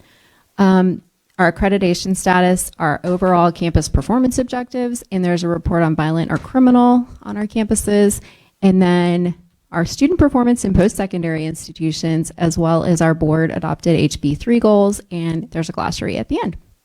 It's located at our district website. It will be in print in some places around the district. It looks like this in print. So I'm going to quickly go through the different sections, what's included in those, but know that it's published as a PDF, but there is an interactive version on the TA website where you can get a little more information than what's available in the PDF. Oh, I didn't mean to include the little transition, sorry. As of something to know, normally this report would contain our district rating. However, because of a court case, we do not have a district rating. That should be updated in February, and the report will be updated at that time. Oh gosh, they're all there. This is an example of what that STAR information looks like. It would contain information about our students at the different performance levels on STAR, and it would also show us last year's comparison as well as state and region data. Also some information about growth. So this is a new part of the report. We are now rated in our accountability ratings on student growth, and that information is included also at the state and region. Lots of great information about our bilingual education program. Same information, but broken down by our students that are served by that program. And attendance, graduation, dropout rates, and then a profile of our graduates. So the different ethnicities that make up our graduates, the graduation type, and what programs those students are involved in. College, career, and military readiness is included. And I wanted to show a little blurb about that. Our CCMR has increased over the last year, so that's something we can certainly be proud of, but I would also like to say it's notable that it's higher than the region and the state, and that's something else to be really proud of. And I wanted to include two of the statistics that add into that. Our on-ramps, which is a new program for us at the high school, has increased greatly over the last year, and then also our IBC rate. Keep in mind that the CCMR is a year behind because it takes some time for PEAMS to gather that data and send it to TA.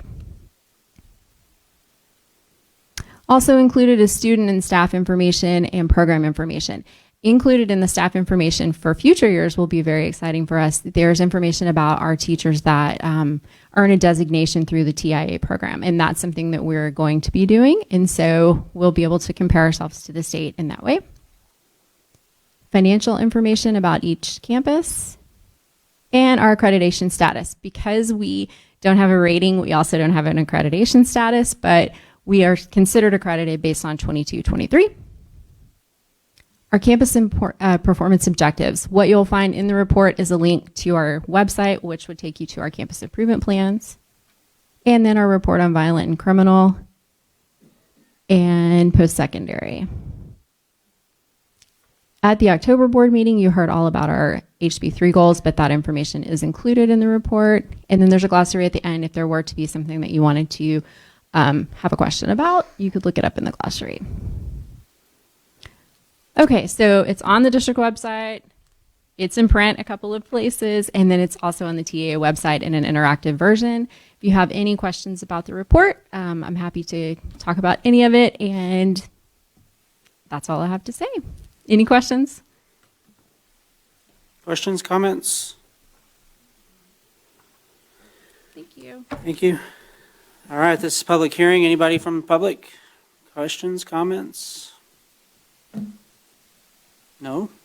All right. We will close the public hearing at 7:56.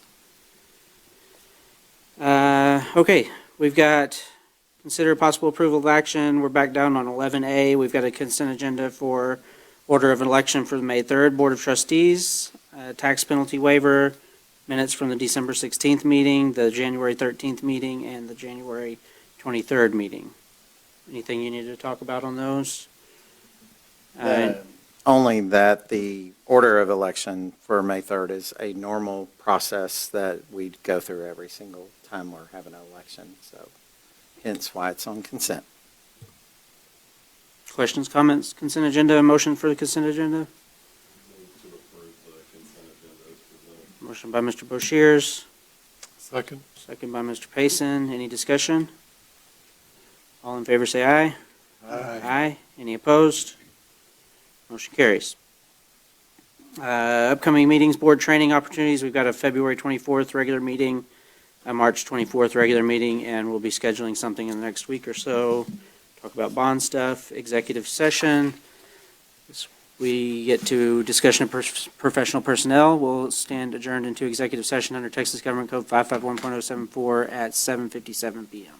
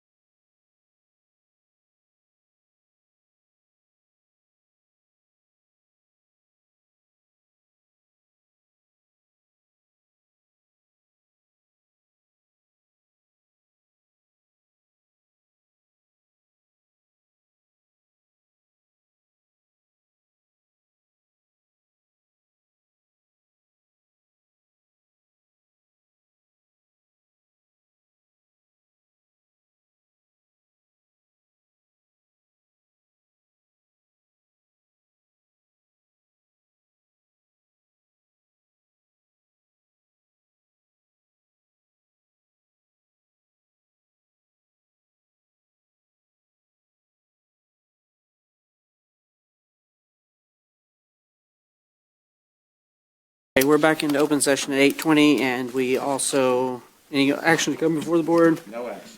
No action to come before the board, so we will stand adjourned at 8:20 as well, 8:22 p.m.